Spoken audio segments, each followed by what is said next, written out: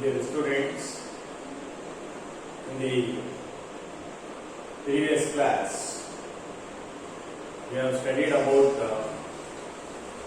the Wien effect, Debye-Falkenhayn effect, and ionic strength of a solution. Today, the next topic we are going to study is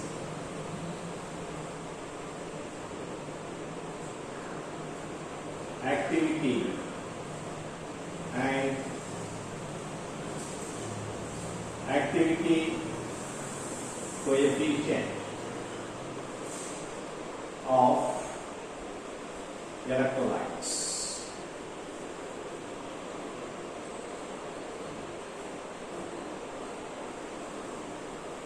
To study this activity and activity coefficient of electrolyte, now let us consider the dissociation of univalent electrolyte like Ma.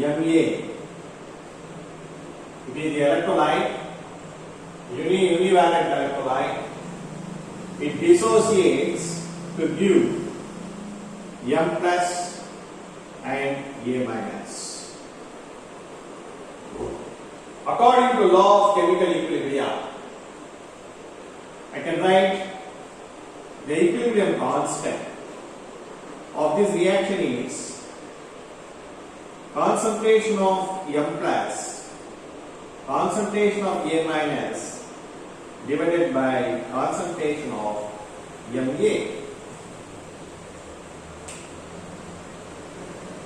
This square bracket shows the concentration of M plus. This is the concentration of A minus divided by concentration of A. Or I can write it as it will be equal to activity of A, okay, or activity of M plus.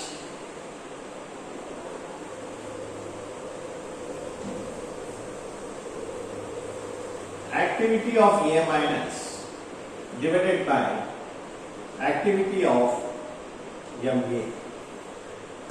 Remember, activity is proportional to concentration.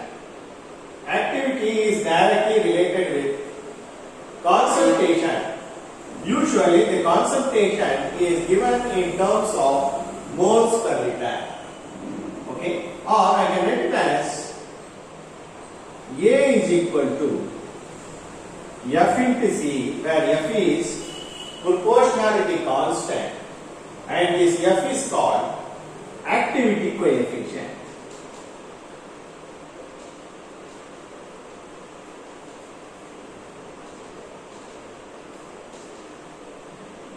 Now, I can substitute, instead of activity I can write activity coefficient into concentration. Okay? Concentration. If the concentration is given in moles per liter, then I can write this equation as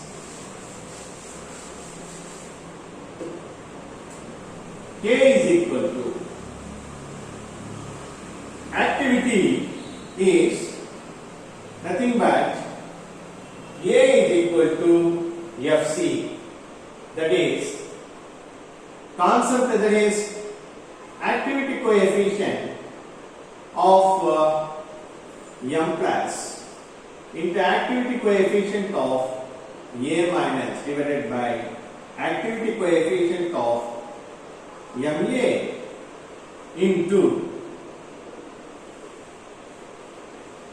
into concentration of M plus, concentration of A minus divided by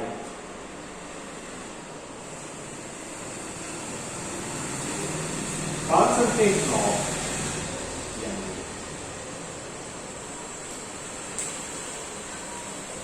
See, in the case of weak electrolytes, the activity coefficient value will remain unity because in the case of weak electrolyte, particularly dilute solutions, since they behave ideally, in the case of ideal solution, F will become equal to 1, particularly in the case of weak electrolytes, because they behave ideally. Therefore, what happens? The first term in the equation will become equal to 1. Therefore, I can write this equation as K is equal to concentration of M plus concentration of A minus divided by concentration of MA, because this first term will become equal to 1, because in the case of weak electrolyte, since the activity coefficient is unity, therefore the equilibrium constant I can write it as concentration of M plus into concentration of A minus divided by concentration of MA. The concentration is given in terms of moles per liter. Usually, in electrochemical work, we are writing the activity coefficient in the form of gamma when the concentration is given in molality. When the concentration is given in molality, molality is nothing but number of moles of solute in 1000 gram of a solvent.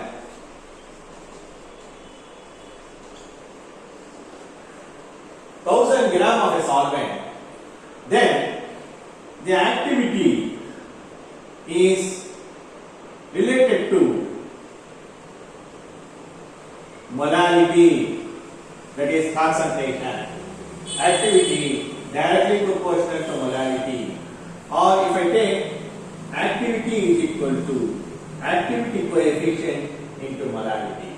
So therefore, A is nothing but C into F, which is nothing but gamma into F.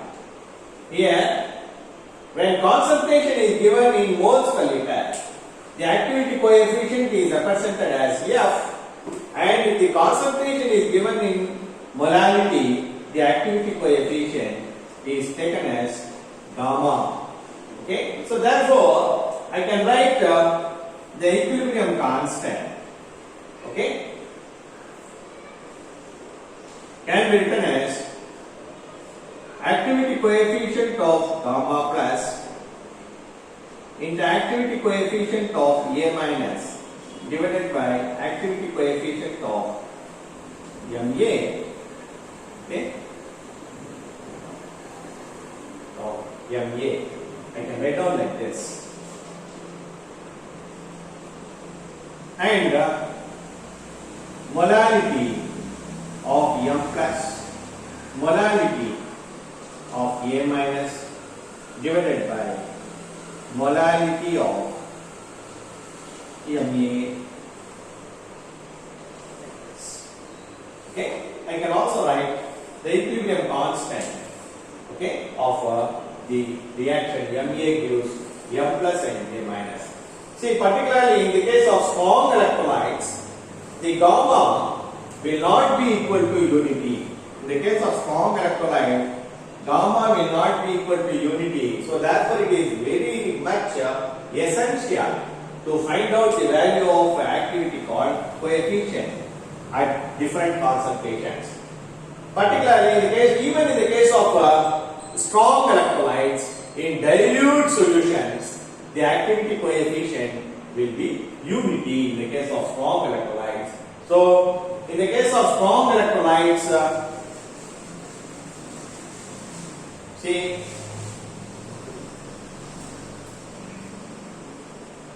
in the case of strong electrolytes,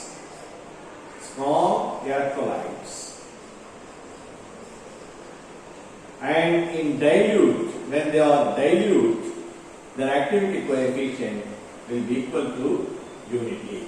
So therefore it is very essential to find out the activity coefficient value in the case of strong electrolyte. So therefore when the concentration is given in terms of moles per liter, the activity coefficient is represented by F. If the concentration is given in terms of molarity, the activity coefficient is represented by gamma. Okay, this is so much about activity and activity coefficient. Next we are going to study the next topic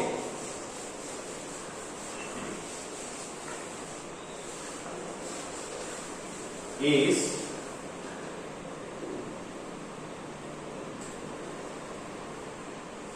galvanic cell.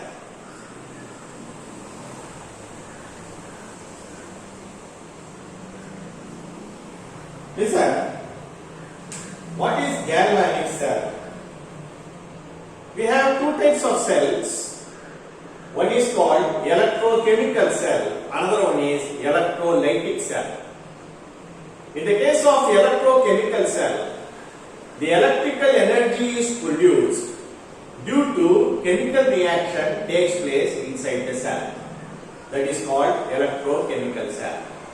In the case of electrolytic cell, because of the electricity supplied externally, the chemical reaction takes place inside the cell. That is called electrolytic cell. But galvanic cell is a type of electrochemical cell. It is a type of electrochemical cell. Why? Because in a galvanic cell, because of the chemical reaction occurs inside the cell, the electrical energy is produced externally. Okay? Remember, every cell is made up of two half cells. Okay? Now,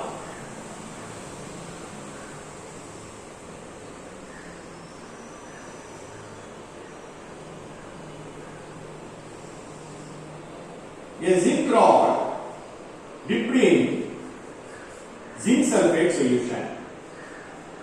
This is zinc rod dipped in a corresponding electrolytic solution, that is zinc sulfate, and this is another, I am taking another half cell.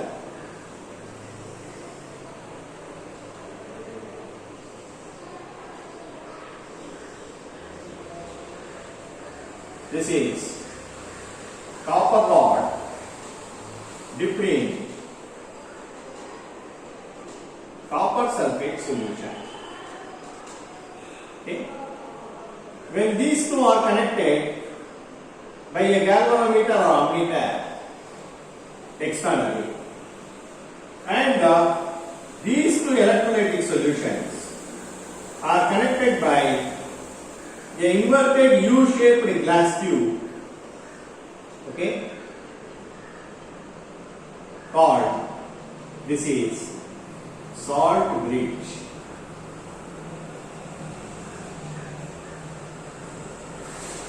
See, galvanic cell is made up of two half cells.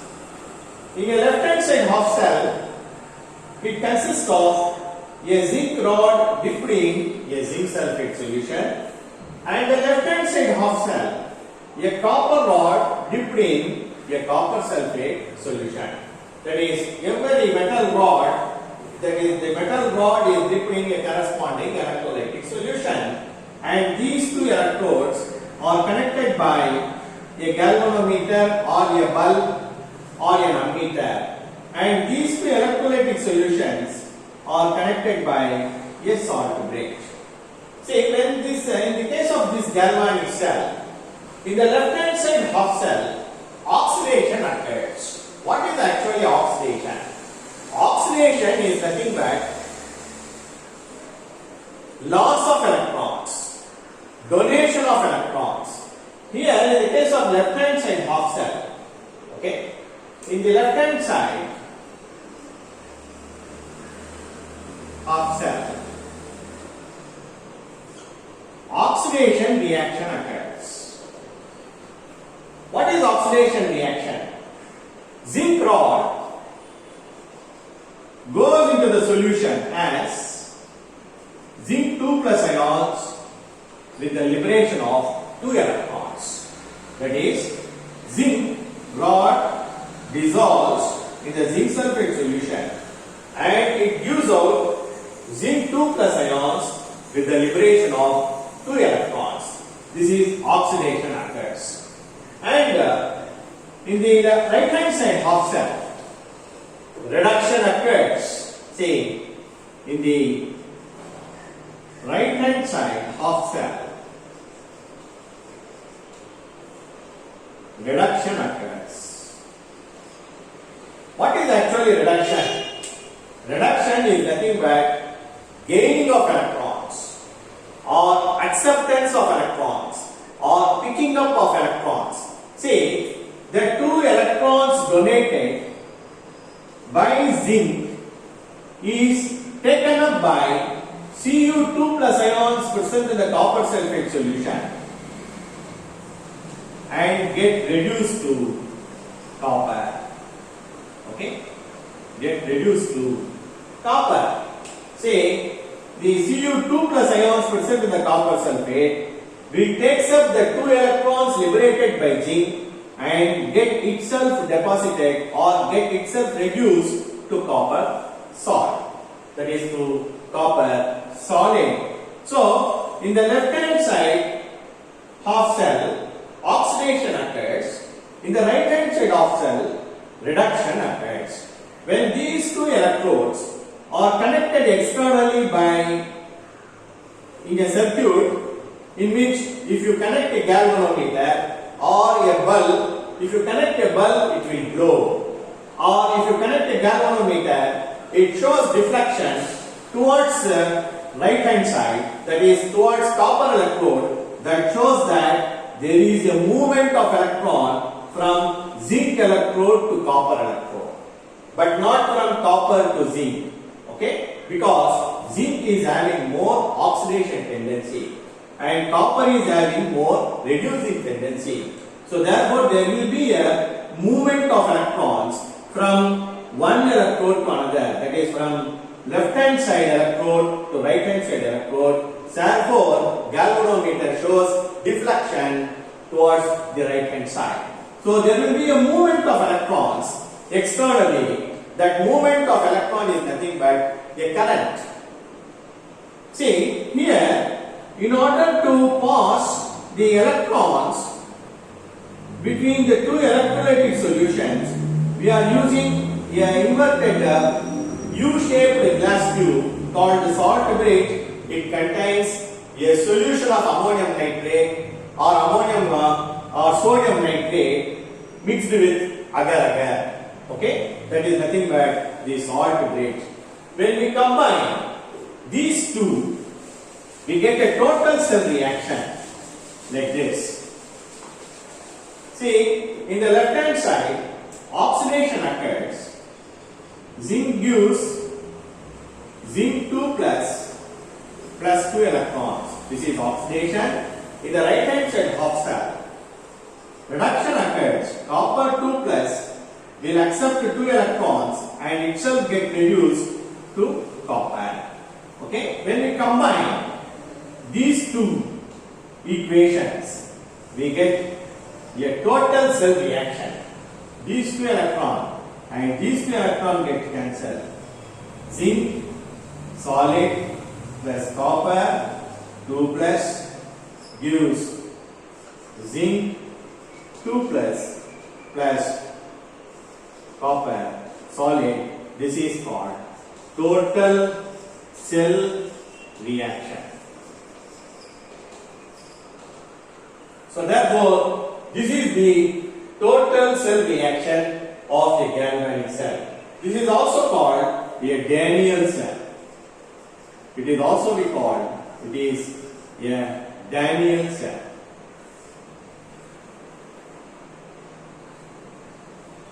So every cell is made up of 2 half cells. That is, one is left hand side half cell, other one is right hand side half cell. In the left hand side half cell, that is at the zinc electrode, oxidation occurs. At the right hand side half cell, that is when the copper electrode reduction occurs, this is the overall total cell reaction of galvanic cell. Okay, and when this cell reaction occurs, it produces the EMF of about 1.10 volt. Okay, the EMF of about 1.10 volt. Then how to represent the cell? The cell can be represented by a formula. For example, usually galvanic cell is represented as